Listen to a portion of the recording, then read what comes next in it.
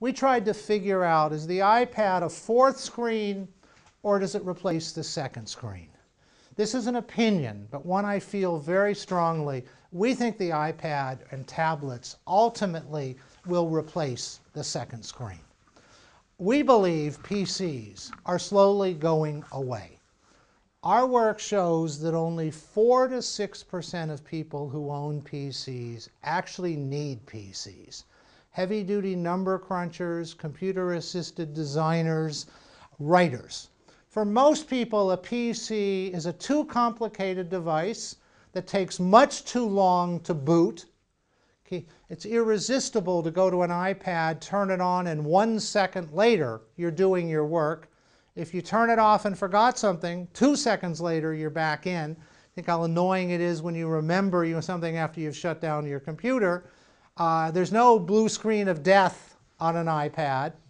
And keep in mind also that people were never going to read newspapers or magazines on the on the computer, because the internet, the computer, the PC is a lean-forward experience, and nobody was going to lean forward and read a newspaper or a magazine. They might read an article. The first person to really understand that was Jeff Bezos at Amazon. When he decided he wanted to create an e-reader, he knew it had to be one that you could engage in a lean-back experience, that you could read the way you like to read books, on the sofa, in the bathtub, in the backyard. So now, if you look at iPads, if magazines do nothing more than simply move the magazine to the iPad, they look magnificent. The quality is superb. And you need the bigger screen. You need the 9-inch if you're going to do a lot of reading. Some of these other tablets are smaller, which do other things well, but they're not reading devices. But that's just if magazines do nothing more than replicate what's in the magazine. But they have the ability to be interactive. I don't think they've figured out the pull and sniff perfume yet. That'll be an interesting challenge, but that's one of the only limitations. And Vanity Fair, which is one of the most successful magazines with all that advertising, has moved that advertising onto the iPad. The iPad also, we believe, is the beginning of the end of the mouse.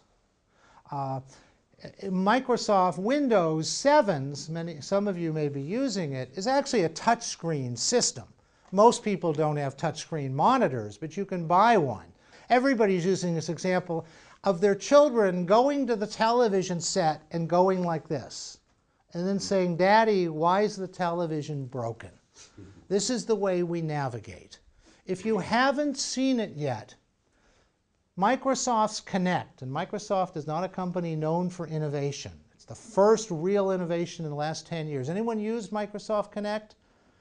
It's pretty amazing.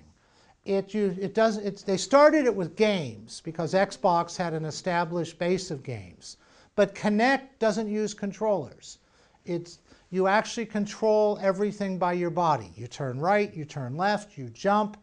And while parents will no longer have to say to their kids, go outside and get some exercise, because when you use the Kinect, you're exhausted.